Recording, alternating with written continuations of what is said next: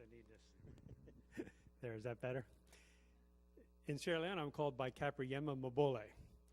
And I just received that name last year when I was made honorary chief of the village.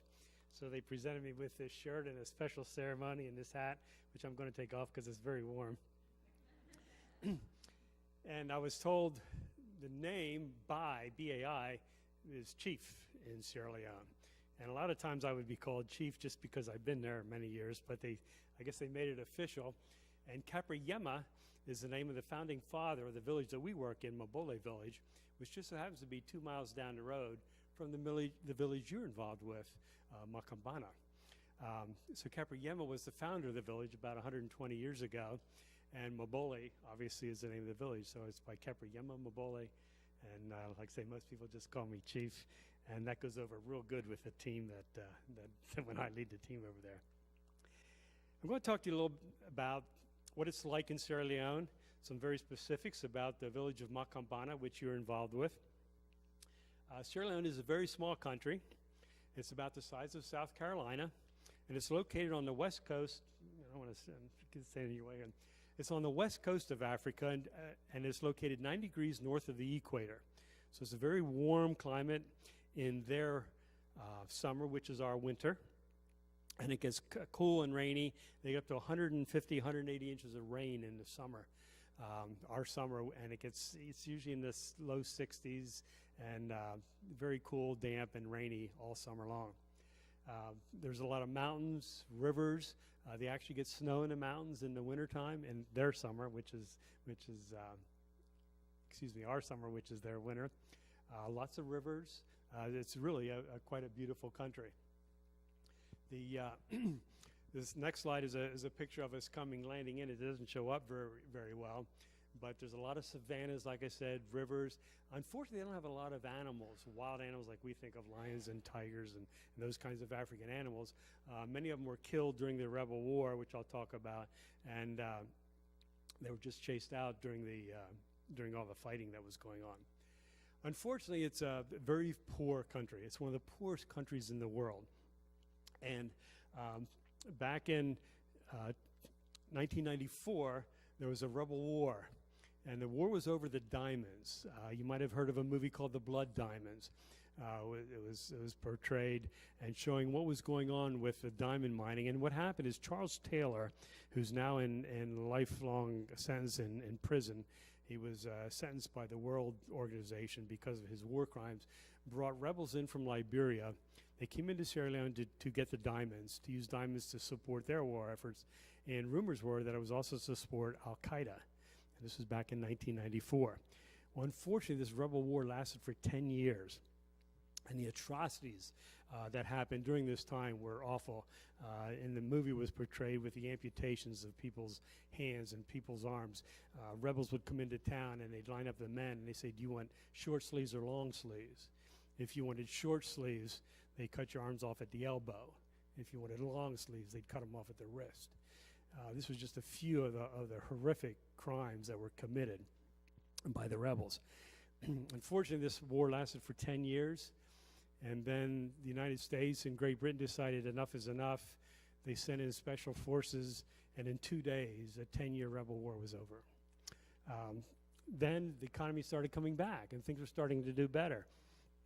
But unfortunately, in 2014, the Ebola crisis hit. And this terribly disturbed the economy, and it's still, they're just reeling from this right now. We were told that during the rebel war for 10 years, 80% of the people were affected by the war in some way. When the Ebola crisis hit, 100% of the people were traumatically affected. It was so bad that when people would be sent out for food, they'd go to their fields. They weren't allowed to touch anybody. They tried to avoid all contact with people. And this occurred for well over a year. And you can imagine, one of the men that we deal with, his son would go get food for him. When his son would come back, he said, we made sure he cleaned himself up. He took all his clothes off. They washed his clothes, either burned his clothes, because they didn't want any contact with Ebola. Because Ebola, the death from Ebola is just a horrific death. So you couldn't even hug your children when they would come back to see you. We were very fortunate in the village we work with. our congregation supported feeding people. And we would send money over to Sierra Leone, and they would actually take food into the village. We'd have somebody take food into the village, drop it off, and leave. And proud to say, and thanks be to God, there was not one person who contracted Ebola in the village of Mabola. It's kind of playing words there. So the Ebola crisis is over, and they had a new election this past spring, and President Julius Maada Bio was elected president. He was elected by the People's Party, and the People's Party is mostly made up of the Mende tribe. There's 14 major tribes in Sierra Leone. The Timini is the biggest, 36% of the people are Timini, and then another third are Mende, and then the rest are scattered among the other minor tribes. Well, this new president comes from the Mende tribe. They call it the Sierra Leone People's Party, and hopefully it'll be a lot less corrupt than the previous organization. It's unfortunate that the government is so corrupt because they have a sign at the airport when you're leaving the airport. It says, welcome to our country, but please don't corrupt us if you're not going to help us. They have enough corruption internally, and hopefully we've done nothing to corrupt them any further. The Bishop of Sierra Leone, United Methodist Bishop, is Bishop John Yambasu. We do consider him a friend. I talk to him on a regular basis. He's been very helpful to our teams with the construction work we've done, with just helping us learn the culture. He comes to America a lot. He's a real visionary, and he's done wonders for their church. He's educating pastors, and he's really helping the church grow in Sierra Leone, which is what they need. Because what happened during that rebel war, that's how this initiative started. What happened, the rebels would come into churches. Churches were a good stronghold. So they come into churches, and you'll see some pictures of your church, and they would just destroy everything. They would take the pews out. They would burn the pews, burn the hymnals, the Bibles, and in some instances, they would actually ring the church bell when they came into town, and the people would think, oh, they're calling a meeting of church. We better go over, and then the rebels would perform all sorts of atrocities to the people, take their food, take whatever they wanted, killed people. It was just horrific. So the initiative started a team went over from our conference way back in 2004, right when the war ended, right after that war ended, and realized what happened, that the people of the congregation never came to church. They went into the bush because they were afraid of the rebels.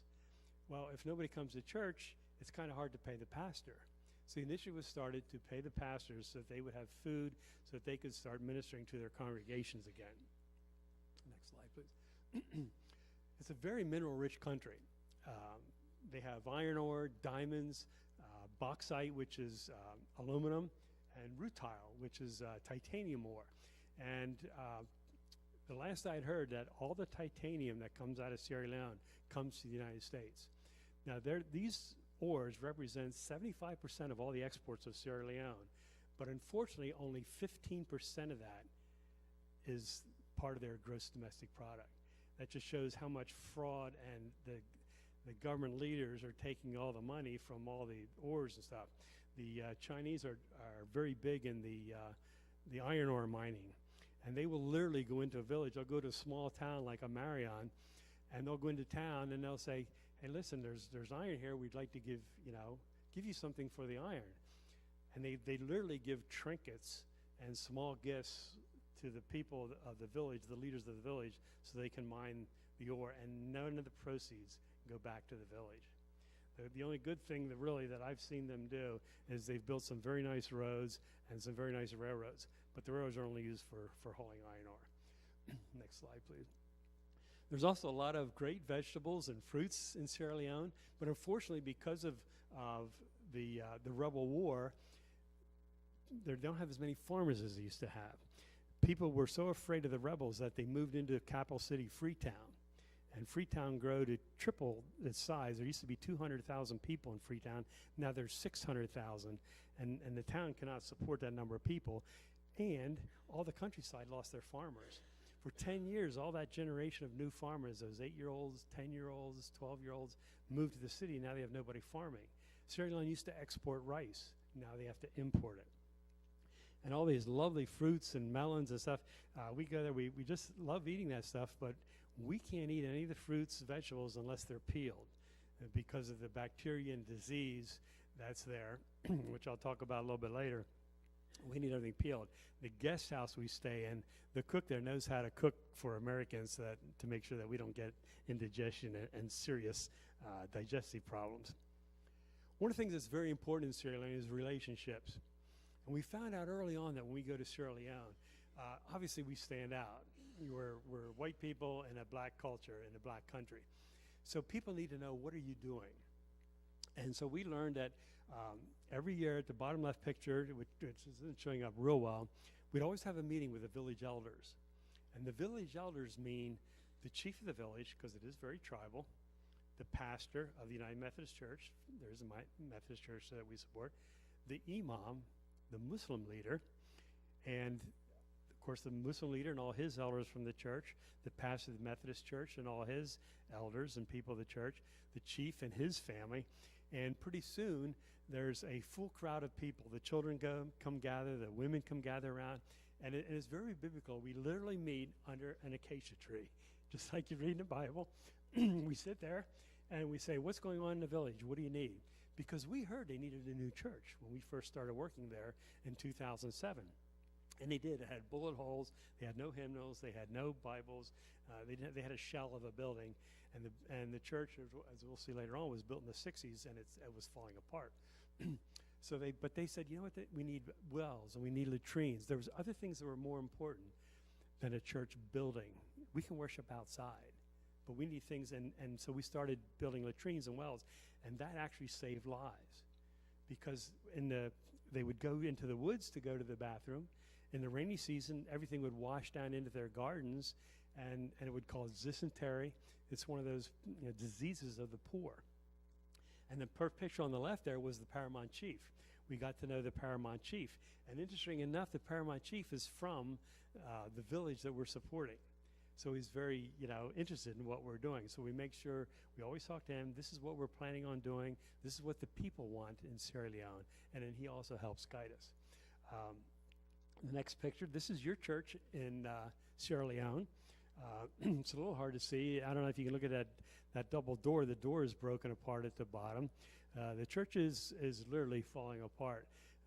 The district superintendent, Reverend Marion First, she would like to have this church rebuilt as a community center and build a new church out near the main highway. The church was built in the mid-'60s. It was built by a missionary, Mr. Harbaugh, from somewhere out in the Midwest. We're not sure if it was Minnesota, Michigan, made of mud block, and it's literally crumbling around the foundation. The next picture shows the sanctuary. Oh, excuse me. This is the leaders of the Mokambana village that you are a part of. And when I say the leaders, this is the Muslim leader, the Muslim cleric, the pastor of the church, the chief of the village, probably the school superintendent is there, the principal of the school, and the white guy in the center is Ed Pickering. And Ed has joined our team. There's a very interesting story about Ed, which I can share with you after the program. But he's been going there now, and he's been getting involved with the village, and his ministry and mission is starting to help support the village also. This is the inside of your sanctuary. It's pretty stark. You'll see another picture of a sanctuary where they have lots of decorations. And the decorations are the kind of things you would see at a used car lot. There's little triangular banners that they put up all around, and you'll see these little plastic, like blow-up beach balls. They love to decorate their church with anything they can get their hands on. But you can see they do have benches for the people, for the pews, and that's about it. On the next picture, you'll see this is their signboard up front. They love to sing in the churches. In Mabola, I've never been to worship in Mokambana, but in Mabola, just down the road, we'll usually have 200, 250 children in church, with 150 maybe adults, and the children sing out so loud. They just love to sing. I mean, it's just a roar. And they always have their traditional drums and some traditional instruments because there's no electricity in the village. Now, the electricity is down the main road, so eventually they could be getting electricity, but right now they don't have any. Now, this is a new church that was built in In Mabola Village, they told us they needed a new church. Well, it took us about 4 years to raise the money, and we built it on the same plot as the old church. Now, you just did a major addition here in the church, and you know what all the financing, all that's involved. Well, we were able to get support of our own congregation, and this church was built for $47,000.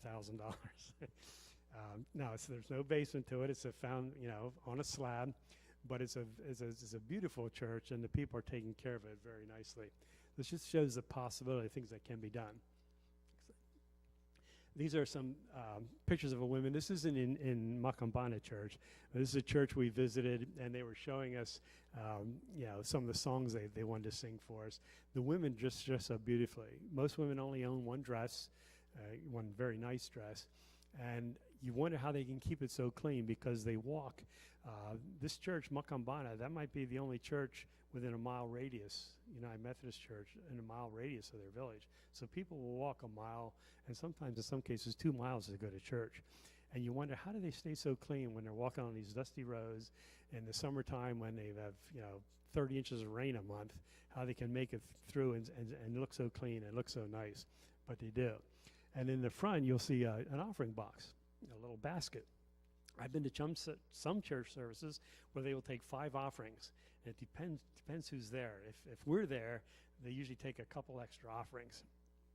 And it's interesting to see the money that is collected, because the money in Sierra Leone is called a leone, okay?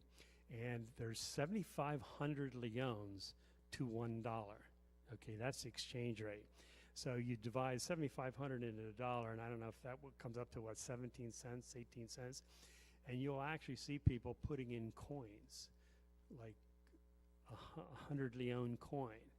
So you take 7,500, what part of that? They're putting pennies in the offering plate, but they're giving what they have. So it's very moving, because the people are very faithful in their church, and they have a very strong belief. Next slide. Even the children get dressed up.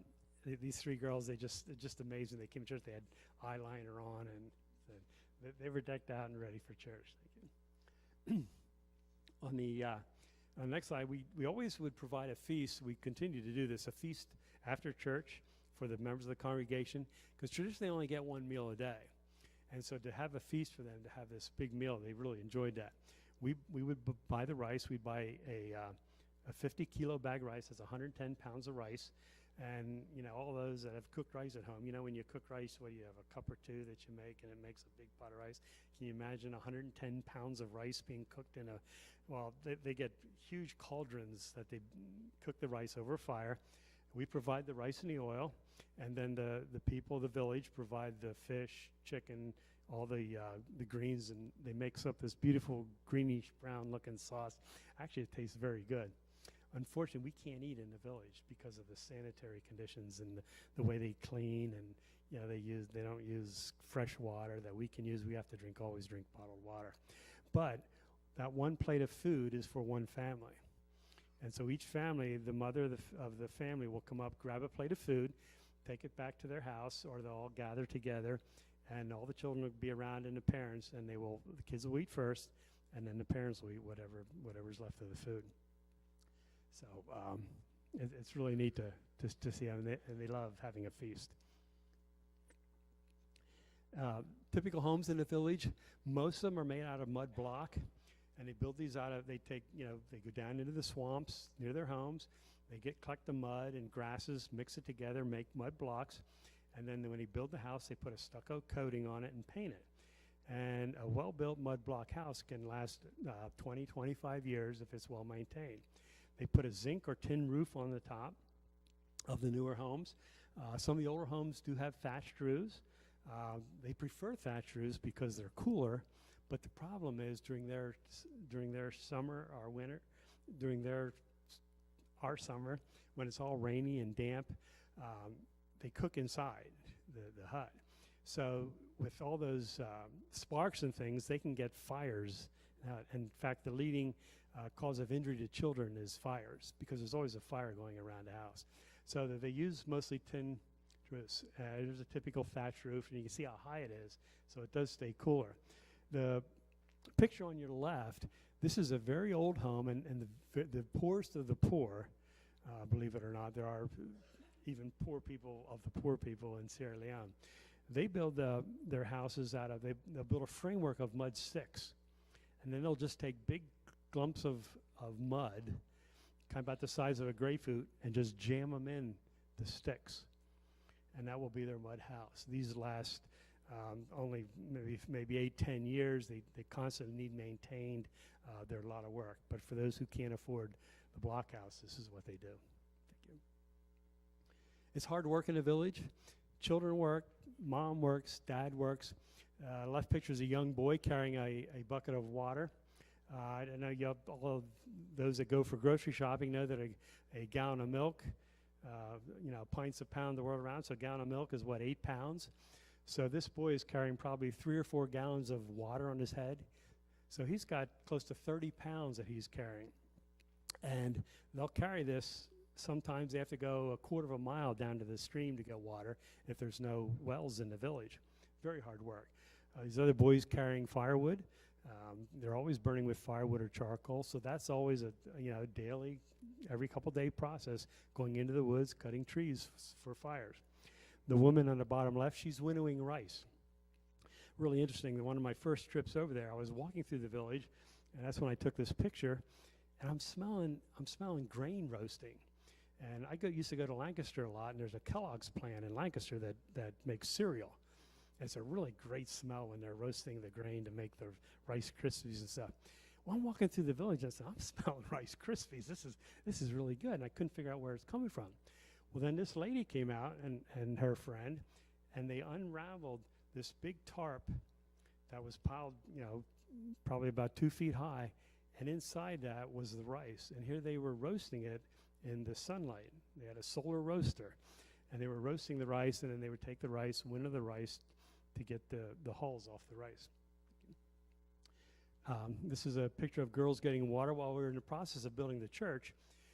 They had these girls, and these were teenage girls. They would come down from school, take these pans of water and bring up pans of water and fill up a 50-gallon drum so we had plenty of water to make the concrete block that was needed to build the church. They did this over the lunch hour, and they weren't getting fed. And most children do not get any kind of lunch. You get a breakfast or maybe a dinner, one or the other, but no lunch. So they might have maybe had an orange, maybe had some kind of fruit like that, but that's all they get for lunch. So everybody works all the time. This is a lady cracking palm nuts. There's just a big granite rock outside the village. She just goes in there and gets these little palm nuts that were used after they harvested the palm. If you see this next picture, the man on the left, he's on your right, he's climbing a palm tree, and he'll take this big blossom off there, and I equate it to it looks like a big pine cone, only it's covered with red berries, and it weighs about 20 pounds. It's about this high, about 3 feet high. They bring that down, they crush up all the berries, and then they put them in a pot, like the girls on the left, and they just keep pounding that, fill it with water, keep pounding that, and the oil and the heat from the fire brings the oil to the surface. Then they ladle off the palm oil, put it into containers, and then they sell that and use it for cooking. On the next slide, I say ancient fire making. Right after the Ebola crisis, we went over there. They declared everything clean in the summer of 2015. So we went over, and the teachers and the principal said, could you please feed the children? They haven't had a decent meal for a year because of the crisis. So we got together, got our heads together, said, yeah, we can do that. We'll feed the children. So they decided they would do all the cooking up by the school. And so they constructed these fires, and what they do with the fire, they have 3 rocks, and they set up like a triangle, and then they feed the sticks in from the 3 sides. Every fire you see in Sierra Leone is made the same way, and they'll put a big giant pot over the 3 rocks. Well, what these young girls did, these teenage girls, the one girl went back in the upper right-hand picture. She went back to her house, to her hut, gathered embers that she carried and some rags and some sticks. She brought the embers up to the new fire by the school, and you can see her. She's literally holding those embers in her hands, blowing on them, getting them hot enough to start the fire. And so this is a procedure they use anytime they need to start a new fire. They carry the coals from another fire. These women are clearing the land. Several years ago, we were over and we had some women at our church donate some money, and a women's organization donated some money. They said, we want it, but it has to go just for women. So, well, okay, we'll figure that out when we get there. So we got over there, and sure enough, the district superintendent, Reverend Marion, said, I have a women's project that needs some support. I want to start a women's agricultural project. It's perfect. We have money for you, so we bought tools and seed to get them started. And on the next picture, they actually had a harvest. The next year we went back, they had peanut harvest. They call them ground nuts. And so Sally, who was head of the agriculture project, she roasted some peanuts for me because I eat them all the time while I'm there. And I paid her an exorbitant amount of money for a small dish of peanuts. Every family has a garden, both in Macambana and in Mobole. It's a very rural, very agrarian society. So everybody has a farm. They have their own little family plot, and all the children, everybody helps in the garden. We're very fortunate that there's a granite quarry right outside of Mobola Village. Now, when I know Hemp Brothers and there's some big quarries in the Carlisle, Newville area. And if you've ever been by and see the equipment they have, it's a little different than the equipment in Mobole. In Mobole, they'll build a big fire, very hot fire over top of the rocks. And then when the rocks will crack, okay? So then when they get really hot and they start cracking, they'll pour water over them to even make them crack more. Then they'll take wedges and like a hammer there at the bottom right, they'll just start splitting the rock. So they'll get the big giant rock into a smaller rock, and they just keep hammering that rock till they get smaller rocks like they have on the upper right. And they use these rocks for their foundations for their homes, for bases for roads and things like that. It's interesting that men do most of the sewing in Sierra Leone. All the tailor shops are run by men. But Reverend Bokere, the district superintendent, has started a program of training women to learn to sew so they can make money for their homes. Fishing is a big part of their culture also along the coast, the Atlantic coast. They do a lot of fishing. I took a picture of this because I love the name of the boat, The Sea Never Dry. On the next picture, you see that I tell people that it's very biblical what you see in Sierra Leone, not only scripturally, but historically. I mean, this is the way they fished 2,000 years ago. You know, when Jesus said, put the nets out on the other side of the boat, this is what they were doing. And you can see a boat, just a little brown dark dot, about center left of the picture. So this boat will go out and leave this long, long net. I mean, the net can be a quarter of a mile long. And then the men are on the beach. There's one guy who sits down and starts singing, and the men start pulling in the net. And the guy, when he gets back all the way to the back to the man sitting, then he'll go to the front of the line. And they keep doing this, and it can take 4 or 5 hours to pull in the net. And once the net is pulled in, the catch is shared. And the first person is the owner of the boat. He gets his choice of fish. The second choice is all the men that help pull in the nets. And then whatever fish is remaining goes to all the women. And then they take the fish and they take it into town, put it in big baskets on their head, and go around town and sell the fish. Whatever they don't sell, they smoke, and then they go out and sell it the next day, or eat it and feed their families. They also fish in the local streams and around the village and the rivers. They put up these dams, and you see these cones at the bottom. Well, the fish swim into those cones, and they're traps, and then they can't get out. So then they go in and pull the fish out of there. And the fish from the local streams, I don't know what kind of fish it is. To me, they look like piranhas. They have these big teeth, and they're not very big. They're the size of little sunnies and stuff, but they are very, very good to eat. Next slide, please. Medical conditions are not very good in Sierra Leone. I took this picture of this woman on the left-hand side. She had walked about 5 miles, and this clinic had just opened. And they were so thankful. They said, we only have to walk 5 miles to the clinic. The old one was 10 miles away. And there was a pregnant woman at the clinic, and she looked like she was ready to give birth at any time. She had walked to the clinic with 3 young children, and she walked like 2 miles to get to the clinic. And in celebration of the clinic, all these sick people got up and all the women started dancing and cheering because they had this clinic that was just open near them. The picture on the left is a doctor from our congregation. She went with us a couple of years, and we would go to the local pharmacy and buy medicines to help support the clinic because the clinic wasn't getting the medicines from the government that they needed. Children everywhere in Sierra Leone, lots and lots of children. Boys and girls are just like boys and girls here. They like to play. They have their pet dogs. And families are a real integral part of their society. When anything we do with the children, the parents always want to know what is going on, what's happening to my children, what are you doing? The boys up in the upper I love this picture in your upper right. These boys look like they're having a lot of fun playing, but they're actually working. They're having a big feast, and they were gathering all these hot peppers. So they had to gather the peppers, pull the stems off, get all the peppers ready to be used. The bottom right picture is we have a group of knitters and crocheters at our church, and they like to make these little knitted hats for the children. And they love these hats, especially during their rainy season, because it does get cold and damp, and it helps keep them warm. It helps keep them from getting sick and get earaches. Next picture. This is the primary school at Macambana. You're very fortunate. They have 6 full classrooms. It's very crowded, but at least they have a classroom for each grade. If you look at the next picture, they also have a secondary school that was just opened a few years ago. Unfortunately, the school is not credited yet by the state.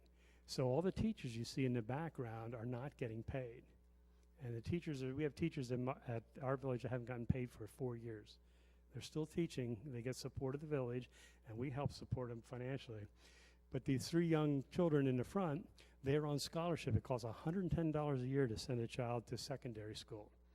Primary school is free as long as you have a uniform, which most of the families can't afford anyway. It costs $15 for a uniform, and that's about a week's wages to buy a uniform. So we know all about math problems, and I thought this was a very telling story. They're teaching children about thousands in class. And if you look at question number 2, and word problems are supposed to talk about your life, something to deal with that you have to deal with on a daily basis. So I love this question. In a city, there are 483,000 people. If 140,000 are hungry, how many are not hungry? And that really tells the story of Sierra Leone.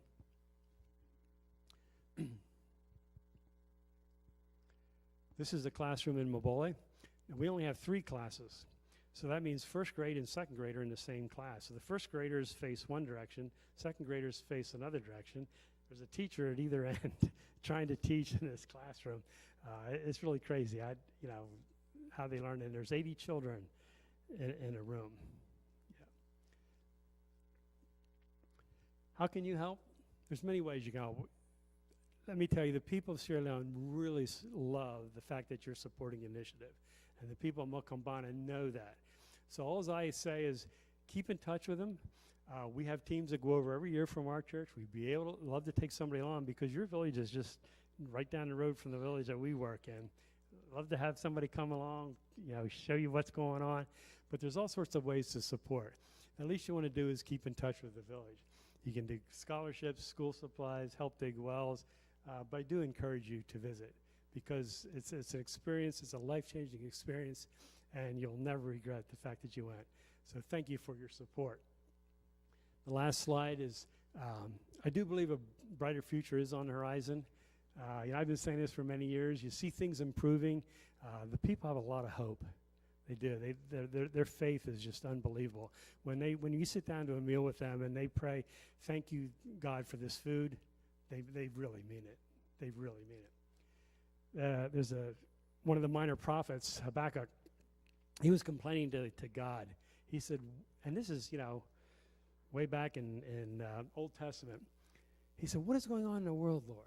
He said, there's so much corruption, there's crime, there's just, things are horrible in the world today. And this was God's response to him. Look at the nations and watch and be utterly amazed. For I'm going to do something in your day that you would not believe, even if you were told. And I believe that's happening in Sierra Leone. Thank you very much.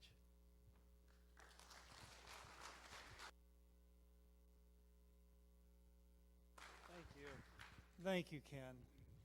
Very informative, and It